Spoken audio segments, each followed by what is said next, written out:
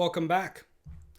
At the beginning of Act 2, we see John of Gaunt on his deathbed, and he's lamenting the fact that Richard's reign has been so poor and that the king is being led around by flatterers. So far in the play, he's represented the heavy sense of nostalgia for the days of Edward III's reign. Now that nostalgia reaches its peak in his speech about this royal throne of kings, this sceptered isle, in other words, England. It's a long speech that he makes, and in it he practically deifies England, not just in Christian terms either, but in Greco-Roman terms as well. He calls it the seat of Mars, the other Eden, watery Neptune. All these terms are lumped together, and it just goes to show how much he loves his country. But now, he says, it's become nothing better than a pelting farm, or a paltry little farm. He's preparing himself to scold Richard, even though his brother, the Duke of York, tells him that it's probably not going to do any good. And he's right.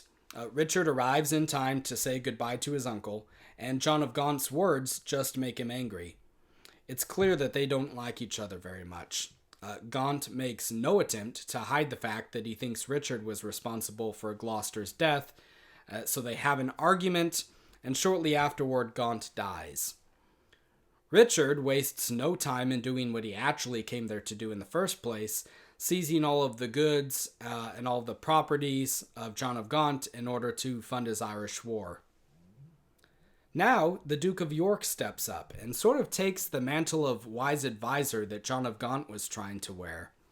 He scolds Richard, says that all the property rightly belongs to Bolingbroke, and he talks a lot about the past and how noble Richard's father was. He brings up many of the same points that Gaunt did. Strangely, Richard doesn't get as offended at York's chiding. Maybe it's because he's close friends with York's son, O'Merle. Maybe he trusts York more than he trusted Gaunt.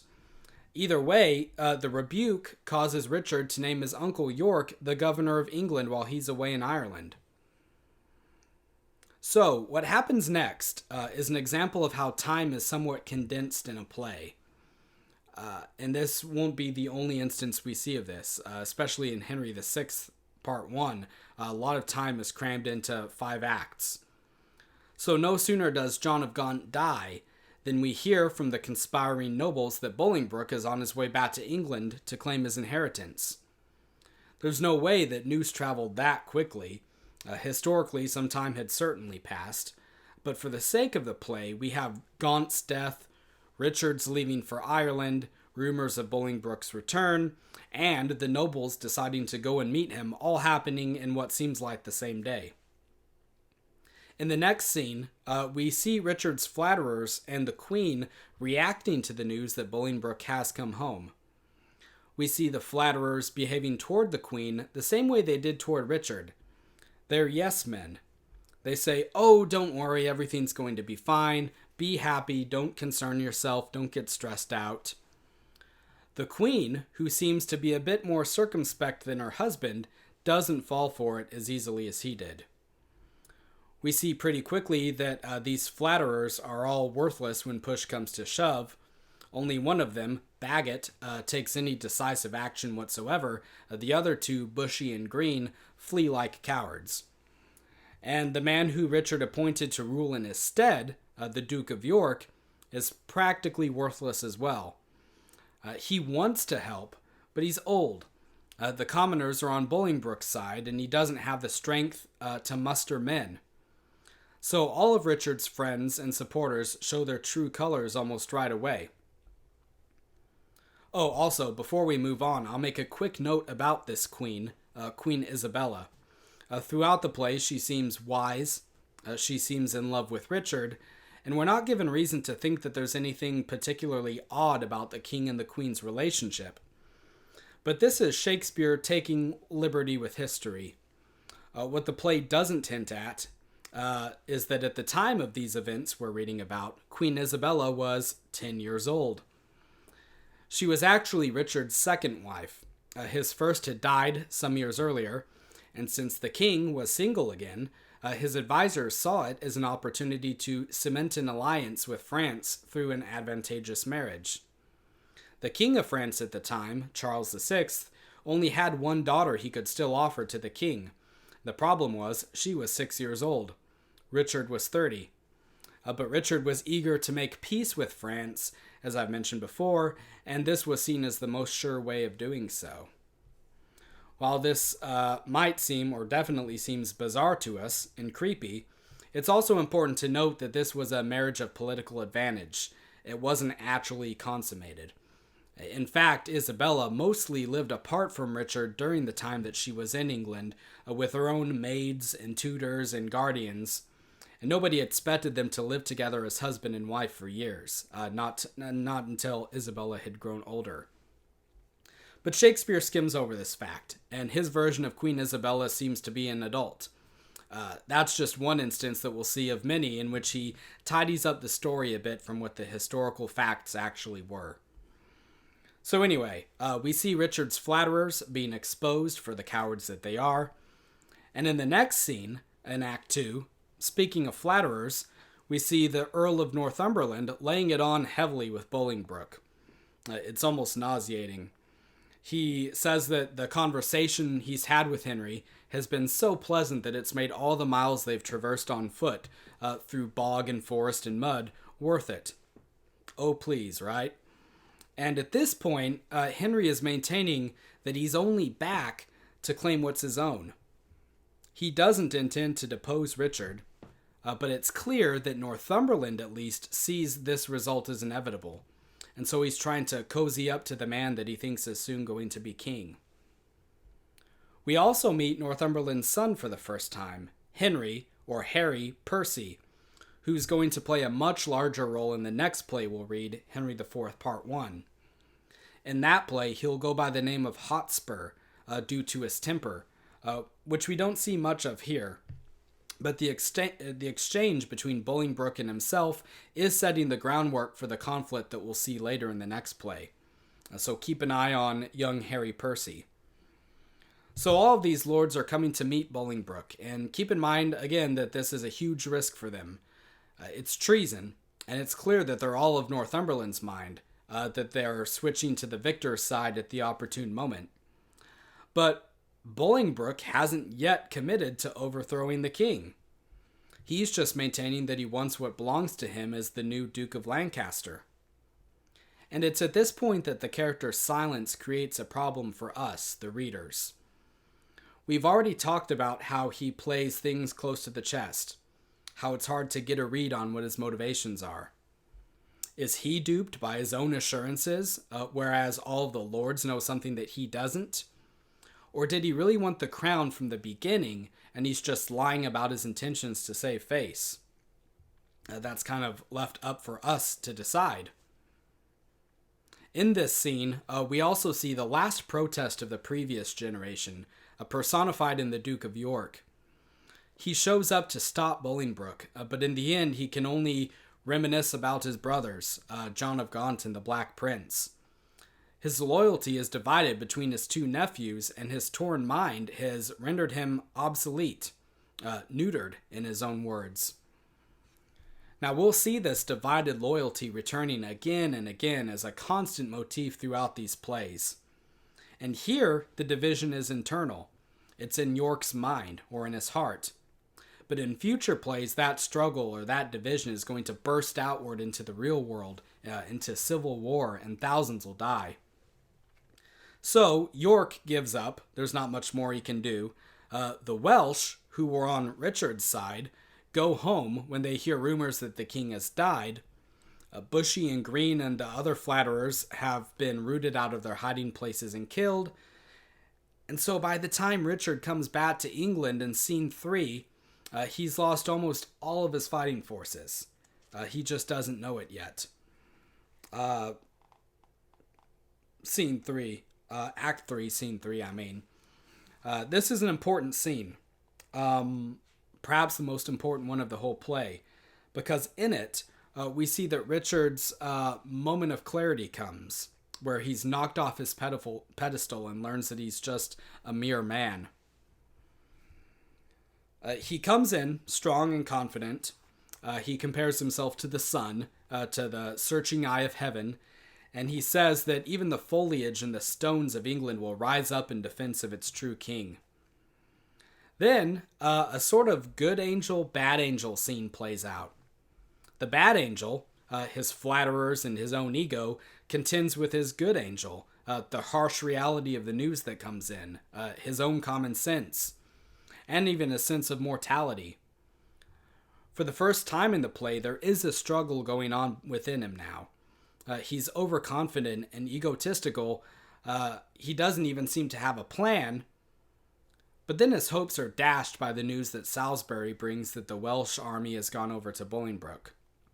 And this is an effective slap in the face to Richard, who says, "Time hath set a blot upon my pride." So it seems like his head is clearing. But then what happens immediately after? O'Merle, one of the flatterers, tells him, "Be of good comfort. Remember who you are. You're the king." He immediately bolsters the old illusion that Richard's invincible. And Richard succumbs to it right away. He starts joking around again. He says, "Is not the king's name worth 1,000 names?" Meaning he doesn't need armies when he's the divinely ordained ruler. But then another messenger comes in and tells him that Bushy and Green are dead, and this plunges him back into an even deeper melancholy. There's no middle ground with Richard. Either he's on top of the world and he's confident and egotistical, or he just wants to give up. While his advisors are talking about what they can do, what practical measures they can take, he sits down on the ground, on the beach, and starts ruminating about the mortality of kings. And this is a long passage, but I want to read it because it touches on some of the key themes, not just in this play, but in our future plays as well.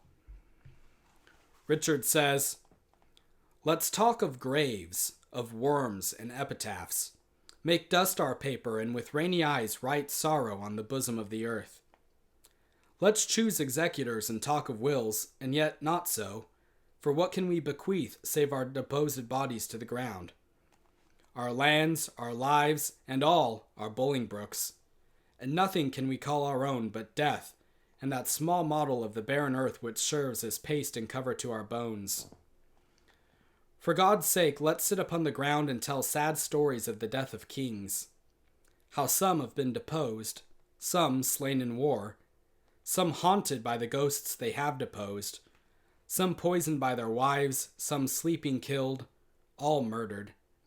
For within the hollow crown that rounds the mortal temples of a king keeps death his court, and there the antic sits, scoffing his state and grinning at his pomp, allowing him a breath, a little scene, to monarchize, be feared, and kill with looks, infusing him with self and vain conceit, as if this flesh which walls about our life were brass impregnable. And humored thus, comes at the last, and with a little pin bores through his castle wall. And farewell, king. Cover your heads, and mock not flesh and blood with solemn reverence. Throw away respect, tradition, form, and ceremonious duty, for you have but mistook me all this while. I live with bread like you, feel want, taste grief, need friends. Subjected thus, how can you say to me, I am a king?" He brings up a lot of things in that passage, but the despair is prevalent throughout. And maybe we start to pity him a bit. He's realized that he needs friends.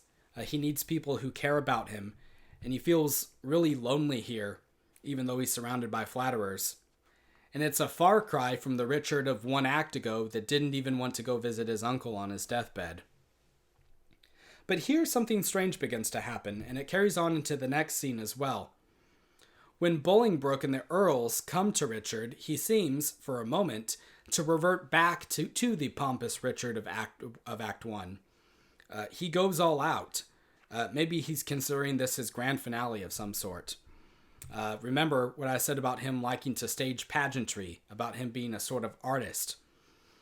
He appears before them like some sort of an angry pagan god, fully armed, threatening bloodshed, seeming completely prepared to go to war. And so, yeah, Richard's love of theatrics are definitely coming out here. To the very end, he's a performer.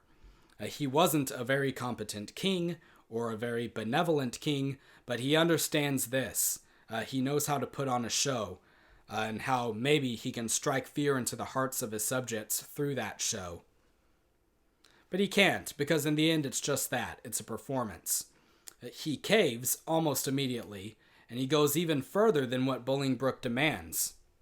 Bolingbroke here is still saying that all he wants is his hereditary titles. But Richard, strangely enough, seems to be egging him on to go a step further and make a claim to the crown. Maybe Richard's better at reading the room than Henry is. He knows that once his show of authority is over, he might as well give up and try to maintain what dignity he can. Or, and again, he's a bit of a dreamer, he's a bit of a poet, and I think this might be the more likely explanation. He's fallen in love a bit with the idea of his own deposition. We see that he's fantasizing about a hermit's life and death all throughout the scene. He says this: "What must the king do now? Must he submit? The king shall do so. Must he be deposed? The king shall be contented. Must he lose the name of king? A god's name, let it go. I'll give my jewels for a set of beads, my gorgeous palace for a hermitage, my gay apparel for an almsman's gown, my figured goblets for a dish of wood, my scepter for a palmer's walking staff, my subjects for a pair of carved saints, and my large kingdom for a little grave. A little grave, an obscure grave. Or I'll be buried in the king's highway, some way of common trade, where subjects' feet may hourly trample on their sovereign's head, for on my heart they tread now whilst I live, and buried once, why not upon my head?" So you can read it either way, but he's certainly liking this idea of himself as some sort of martyr that's been cruelly treated, and he's feeding himself with this idea, even though there's still a reality occurring outside of him that he should probably be paying more attention to than his own melodrama. In any case, he throws in the towel, and just like that, Henry is won. And again, we don't really know what Henry wants. He's almost always silent, and so it's hard to know what he's thinking about all this time. Maybe he really did contrive everything to play out the way that it did. But still, when you read the scene, it looks like Richard did more to depose himself than Henry did. And Henry certainly doesn't put up much of a protest or refuse the crown. And we'll see next week that this dynamic continues. Even though he's losing everything, Richard still seems to be directing things. He still seems to be in control. So, I think I'll leave it there. For next week, finish the play, read Acts 4 and 5, and we'll discuss those in the next lecture. Thanks.